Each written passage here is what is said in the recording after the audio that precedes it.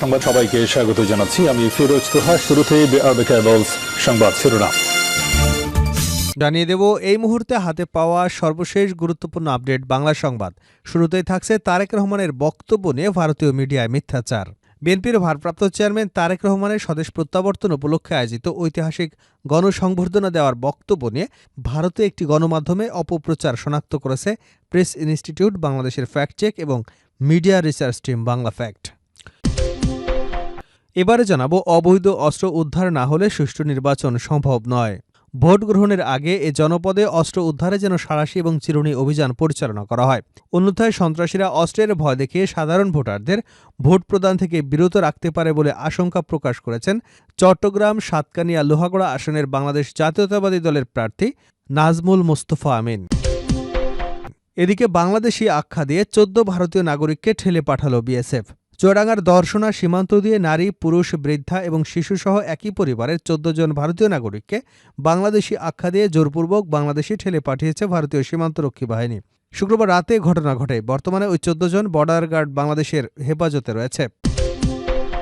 জানাবো শাহবাগ মোড় আবারও ইনকলাব মঞ্চের দখলে।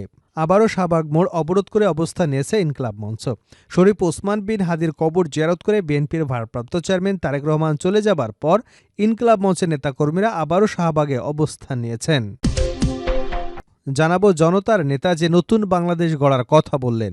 ১৭ বছরেরও বেশি সময়ের নির্বাসন শেষে দেশে ফিরে যখন তিনি জনসমুদ্রের সামনে দাঁড়ালেন, যখন জনগণের ভালোবাসায় সিক্ত স্বতঃস্ফূর্ত হর্ষধ্বনি গোটা বাংলাদেশকে আন্দোলিত করল, যখন তিনি নির্বাসিত জীবনের ব্যক্তিগত বঞ্চনা বা কষ্টের বর্ণনা সরিয়ে রেখে ন্যায়পরায়ণতার আলোকে দেশের লিঙ্গ, বয়স, শ্রেণী, পেশা, ধর্ম, বর্ণ নির্বিশেষে সবার জন্য নিরাপদ বাংলাদেশ গড়ার বার্তা দিলেন, তখনই বাংলাদেশ সত্যিকার অর্থে এক মহান জননেতার উত্থান প্রত্যক্ষ করল। এবং সর্বশেষ জানাবো বঙ্গোপসাগরে ভারী গোলাবর্ষণের মহড়া দেবে নৌবাহিনী, সতর্কতা জারি। বাংলাদেশ নৌবাহিনীর জাহাজ আগামী ৩০ নভেম্বর থেকে ১ ডিসেম্বর বঙ্গোপসাগরে নির্ধারিত এলাকায় ভারী গোলাবর্ষণ করবে। তাই সব ধরনের বাণিজ্যিক জাহাজ, ট্রলার, বাল্কহেড, মাছ ধরা নৌকা এবং কার্গো জাহাজের মালিকদের ওইসব এলাকায় এড়িয়ে চলতে বলা হয়েছে। এতক্ষণ শুনছিলেন সংবাদ শিরোনাম, এবার বিস্তারিত। প্রিয় দর্শক, আপনি যদি এই চ্যানেলে নতুন হয়ে থাকেন, ভিডিওটি দেখতে দেখতে চ্যানেলটি সাবস্ক্রাইব করে আমাদের সঙ্গে থাকুন। আর এই ভিডিও সম্পর্কে আপনি আপনার মূল্যবান মতামতটি কমেন্ট বক্সে জানিয়ে দিন। আর প্রিয় দর্শক, ভিডিওটি কোন জেলা থেকে দেখছেন জানাতে ভুলবেন না। তারেক রহমানের বক্তব্য নিয়ে ভারতীয় মিডিয়ায় মিথ্যাচার। বিএনপির ভারপ্রাপ্ত চেয়ারম্যান তারেক রহমানের স্বদেশ প্রত্যাবর্তন উপলক্ষে আয়োজিত ঐতিহাসিক গণসংবর্ধনা দেওয়া বক্তব্য নিয়ে ভারতে একটি গণমাধ্যমের অপপ্রচার শনাক্ত করেছে প্রেস ইনস্টিটিউট বাংলাদেশ।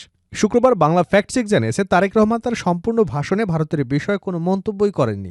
এরপরও এবিপি আনন্দ নামের একটি গণমাধ্যম অপ্রাসঙ্গিকভাবে শিরোনামে ভারত নিয়ে পরিকল্পনা যুক্ত করেছে। প্রতিবেদনে দাবির কোনো প্রমাণ বা ব্যাখ্যা কোনোটি উল্লেখ করা হয়নি।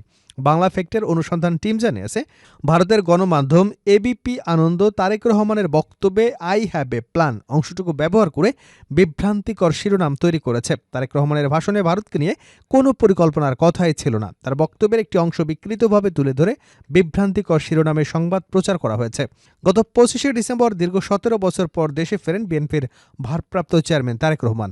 দেশে ফিরে রাজধানীর পূর্বাঞ্চলে ৩০০ ফিট এলাকায় আয়োজিত সংবর্ধনা অনুষ্ঠানে তিনি ভবিষ্যৎ বাংলাদেশ গড়তে একটি নিজের পরিকল্পনার কথা উল্লেখ করেন। পরিকল্পনাটি বিস্তারিতভাবে যদিও তিনি তুলে ধরেনি, তবে বাস্তবায়নের জন্য দেশের সর্বস্তরের মানুষের কাছে সহযোগিতা চেয়েছেন। তার ভাবনার কথা বলবার আগে যুক্তরাষ্ট্রের বর্ণ বৈষম্য বিরোধী আন্দোলনের নেতা মার্টিন লুথার কিংয়ের ৬২ বছর আগের ঐতিহাসিক আই হ্যাভ এ ড্রিম ভাষণ স্মরণ করেন। ওই বক্তব্যের সঙ্গে সঙ্গতি রেখে তিনি বলেন, I have a plan. Tarek Rahman বলেন, প্রিয় ভাই বোনেরা, আমরা দেশে শান্তি চাই। মার্টিন লুথার, তার নাম আপনারা অনেকেই শুনেছেন। তার একটি বিখ্যাত ডায়লগ আছে, আই হ্যাভ এ ড্রিম। আজ এই বাংলাদেশের মাটিতে দাঁড়িয়ে আপনাদের সকলের সামনে আমি বলতে চাই, বাংলাদেশ জাতীয়তাবাদী দলের একজন সদস্য হিসেবে I have a plan for the people of my country, for my country. এই পরিকল্পনা দেশের মানুষের স্বার্থে। আর ঠিক ভারতের এবিপি আনন্দ তারেক রহমানের ভাষণ নিয়ে আই হ্যাভ এ প্ল্যান, বাংলাদেশে ফিরেই বিস্ফোরক খালেদা পুত্র, ভারতকে নিয়ে পরিকল্পনা শিরোনামে সংবাদ প্রকাশ করেছে। তবে বাংলা ফ্যাক্ট জানিয়েছে তারেক রহমান তার ভাষণে ভারত সম্পর্কে কোনো মন্তব্যই করেননি। শিরোনামে ভারত নিয়ে পরিকল্পনা যুক্ত করার সম্পূর্ণ অপ্রাসঙ্গিক। অবৈধ অস্ত্র উদ্ধার না হলে সুষ্ঠু নির্বাচন সম্ভব নয়। চট্টগ্রাম সাতকানিয়া লোহাগড়া আসনে বাংলাদেশ জাতীয়তাবাদী দলের মনোনীত প্রার্থী নাজমুল মোস্তফা আমিন বলেছেন, অবৈধ অস্ত্র উদ্ধার না হলে সুষ্ঠু নির্বাচন সম্ভব নয়। শনিবার বেলা 11:30টার দিকে লোহাগড়া উপজেলার একটি রেস্টুরেন্টে সাংবাদিকদের সাথে মত বিনিময়কালে কথা বলেন তিনি। নাজমুল মোস্তফা আমিন লোহাগড়ার কর্মরত প্রিন্ট ইলেকট্রনিক মিডিয়া সাংবাদিকদের সাথে মত বিনিময় সভা করেন। সাতকানি এবং লোহাগড়ায় অবৈধ অস্ত্রের ব্যবহারের কথা উল্লেখ করে নির্বাচন কমিশনের প্রতি নাজমুল মোস্তফা আমিন আহ্বান জানান, ভোট গ্রহণের আগে এ জনপদে অস্ত্র উদ্ধারে যেন সাঁড়াশি এবং চিরুনি অভিযান পরিচালনা করা হয়। অন্যথায় সন্ত্রাসীরা অস্ত্রের ভয় দেখিয়ে সাধারণ ভোটারদের ভোট প্রদান থেকে বিরত রাখতে পারে বলে আশঙ্কা প্রকাশ করছে। ভোট কেন্দ্রে অপ্রত্যাশিত ঘটনা এড়াতে ভোটারদের কেন্দ্র ছেড়ে না আসার আহ্বান রইল। তিনি বলেন, একটি অবাধ, সুষ্ঠু, গ্রহণযোগ্য নির্বাচন দেশের গণতন্ত্র পুনরুদ্ধারের জন্য অত্যন্ত জরুরি। তিনি সাংবাদিকদের সত্য ও বস্তুনিষ্ঠ সংবাদ পরিবেশনের মাধ্যমে জনগণের ভোটাধিকার ও গণতান্ত্রিক অধিকার সমুন্নত রাখতে সাংবাদিকদের ভূমিকা অত্যন্ত গুরুত্বপূর্ণ বলে মনে করেন। তিনি আরও বলেন, বিএনপি কোনো ধরনের সন্ত্রাসবাদকে প্রশ্রয় দেয় না। ভোটাররা যদি নিরাপদ এবং নির্বিঘ্নে ভোটাধিকার প্রয়োগ করতে পারেন, তবে ধানের শীষের বিজয় কেউ ঠেকাতে পারবে না। বাংলাদেশি আখ্যা দিয়ে 14 ভারতীয় নাগরিককে ঠেলে পাঠালো বিএসএফ। চুয়াডাঙ্গার দর্শনা সীমান্ত দিয়ে নারী, পুরুষ, বৃদ্ধা এবং শিশুসহ একই পরিবারের 14 জন ভারতীয় নাগরিককে বাংলাদেশি আখ্যা দিয়ে জোরপূর্বক বাংলাদেশে ঠেলে পাঠিয়েছে ভারতীয় সীমান্তরক্ষী বাহিনী।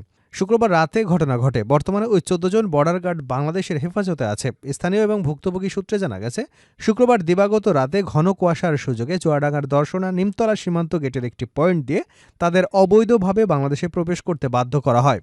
ভুক্তভোগী সবাই একই পরিবারের সদস্য।